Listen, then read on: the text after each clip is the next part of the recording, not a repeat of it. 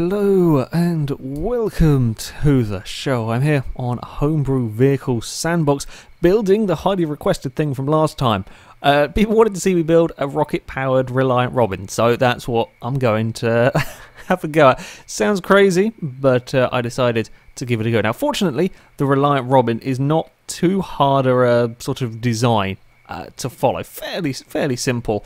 I was hoping kind of chassis bit to get started with. This was the front of it, the sort of the scale that I decided upon. Now it looked alright at the start. I then came to realise a little bit later on it may be a tad too small, but it seemed to be working. The little diagonal pipes for the kind of like the front bit, yeah, they were custom made stuff, as is the windscreen. Ones, all fairly simple stuff though, nothing too complex. Then worked around the back again. Now I don't have to worry about any sort of wheel arches for the front, which is quite nice because it's got a single wheel at the front that's kind of in the middle. On the back I was using some of the pre-made sort of the U-shaped pipes. I would have a few problems with the problem is wheel arches aren't sort of perfect U-shapes, so yeah, I had a few issues with them. But the sort of the outline of the car, if you like, was pretty straightforward. This time I didn't mess up with the symmetry stuff on this one. It was okay. It was it was sort of all symmetrical front, side, and so on. Yeah, didn't have any problems with that. And the actual the building of the basic frame, if you like, was pretty damn straightforward. Didn't have too many issues with this one. We then got to putting the wheels in. This is where things got a little bit technical and a little bit of a fiddle. You'll notice the wheel arches have changed.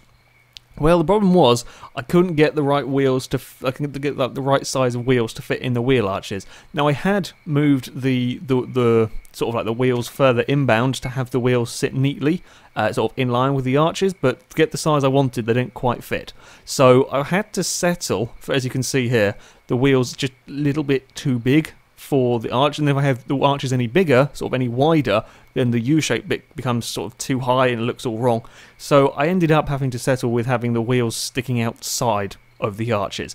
It's not quite 100% accurate. I'm building a rocket-powered three-wheel. It doesn't matter that it's not 100% accurate. Yeah, it's what I went with. It's what would work. The front wheel was then also a bit of a fiddle to get this in the right place. Now the hubs, if you like, for the wheels are kind of like a one-size-fits-all. They're designed to allow you to chop and change whatever wheel you want to put on them, which is great. But when you come to try and do this, it was kind of difficult to get it lined up. As you can see, where the hub it connects to the cubes is quite a long way back from where the actual wheel itself is. So trying to put the wheel in the middle of the car, it just about squeezes in. It's not quite perfect in there.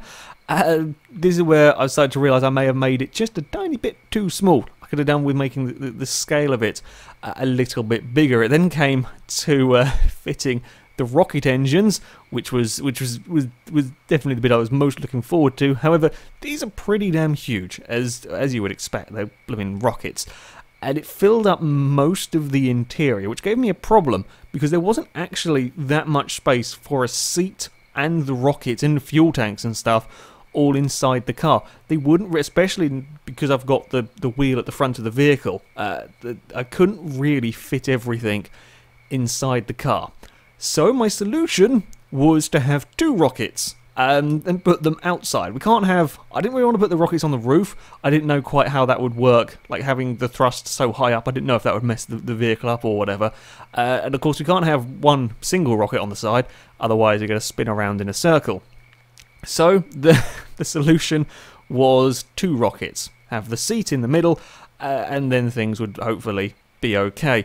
Yeah, two rockets on a three-wheeled vehicle, probably not the smartest idea that I've ever had, but I was hoping to get some interesting results. And then it was just stick the fuel tanks around the back. Now, I had initially wanted to go with one of the large fuel tanks, but the vehicle, I couldn't fit it in. The vehicle was just too small, and the fuel tank wasn't going to fit. So I had 4 of the smaller fuel tanks, and then it's just sort of a case of connecting everything up. There isn't at the moment specific fuels to be used for the rocket engines or for the standard V6 that I've used before.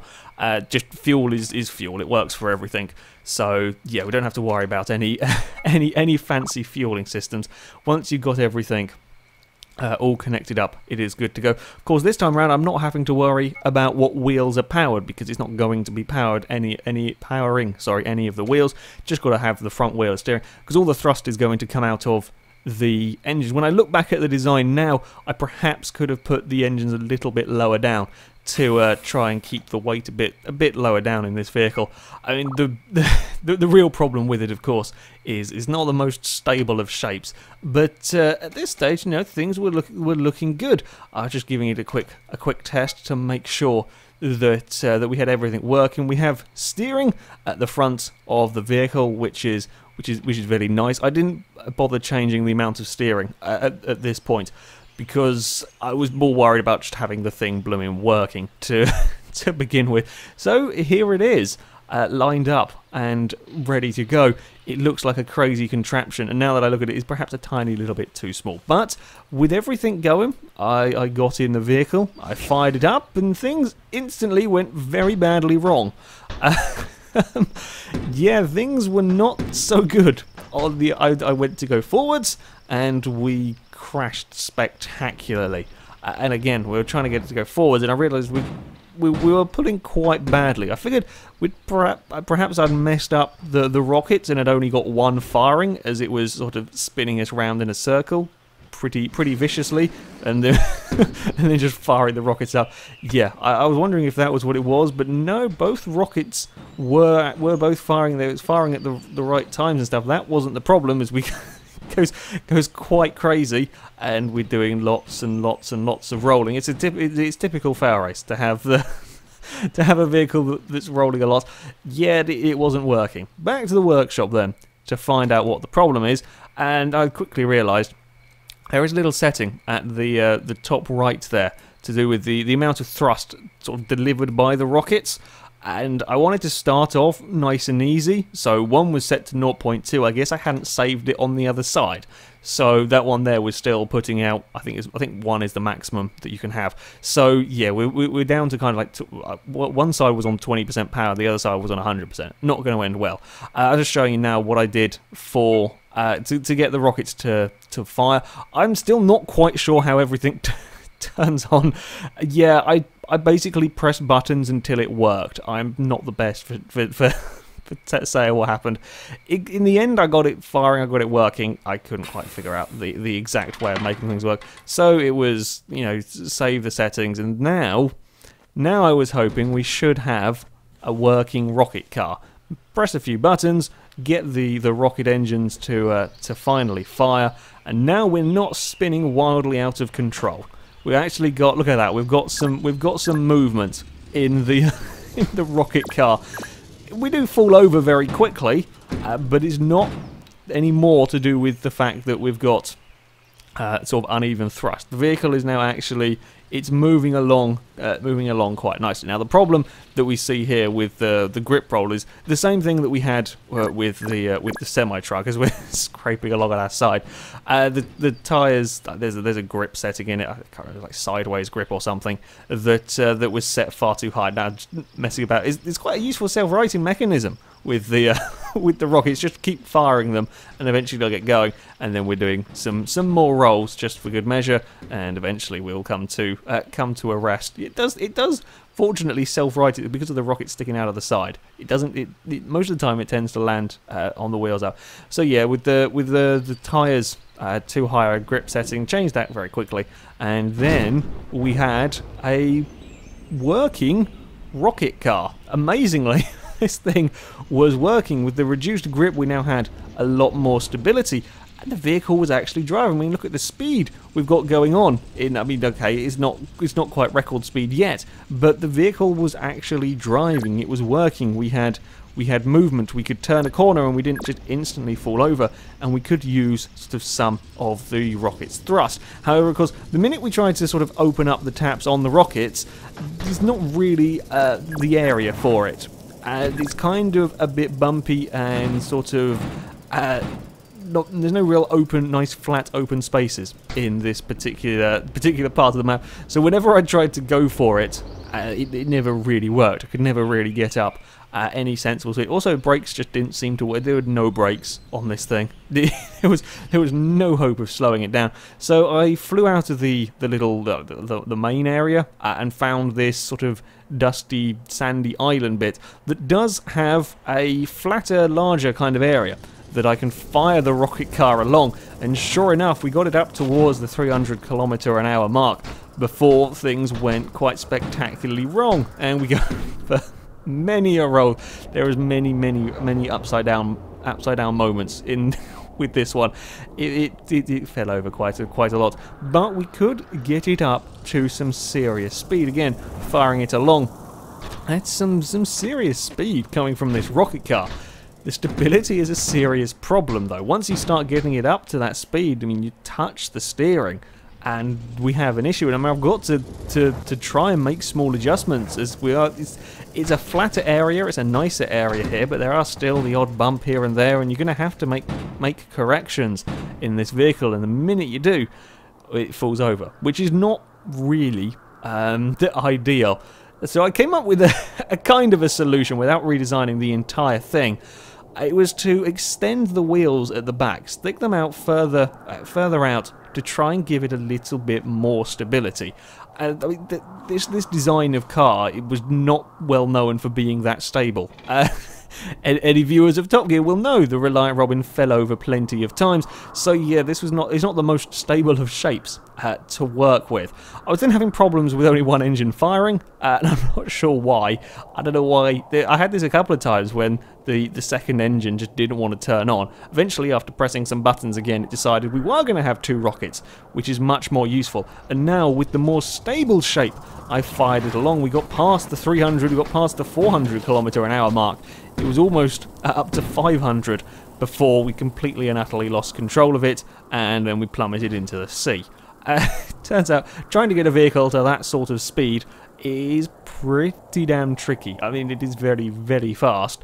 Yeah, it's quite a dangerous car, this one. It's so stupidly quick that finding somewhere to use this speed is quite difficult, and it's still pretty damn unstable. I mean, I would prefer, as I said at the start, to have had the rocket sort of inside and perhaps a little bit lower down. Having the rockets out on the side is not helping with the stability. Again, I wanted to give it the best chance we had here. So coming up over the hill, okay, it's not quite flat terrain down here, but I can sort of gradually go on the power, and again we get an awful lot of speed. We're past the 400, almost up to the 500km/h mark before we have a big accident. Again, the problem is you touch the steering at that kind of speed, and it's not stable enough. This sort of shape, it's just not stable enough to deal with that speed. And then there is a bump in the path, or there's something in the way. It will cause all sorts of problems. I've had a little explore, trying to find any better areas. I mean, there are some areas I just couldn't find somewhere that was suitable for this much speed and this little stability as well. That's the slightly bigger problem.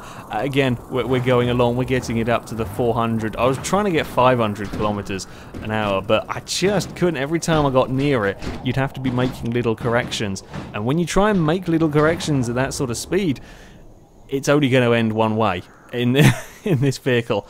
And yeah, it's going to flip and twist and cause an accident, which is it's a bit of a shame, but it's kind of to be expected, really. It's a rocket-powered three-wheeled car, you know.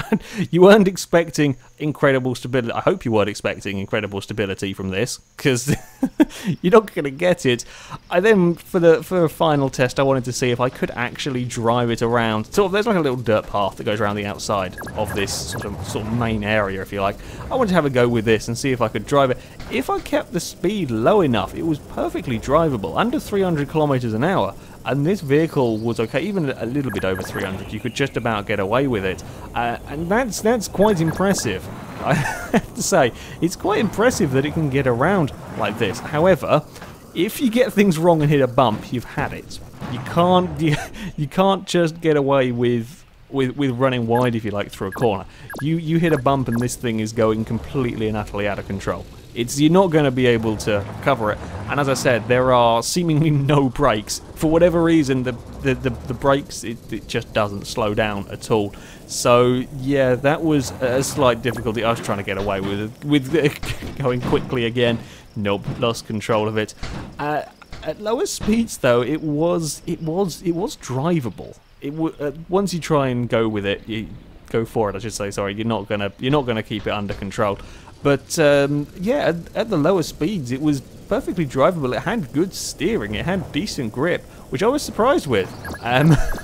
With this sort of layout of vehicle. I mean, yeah, the turning was really very good for a three-wheeled car. But yeah, once you get airborne in it, once you try and take it up to any serious speed, and it can do, I don't know how fast it could go.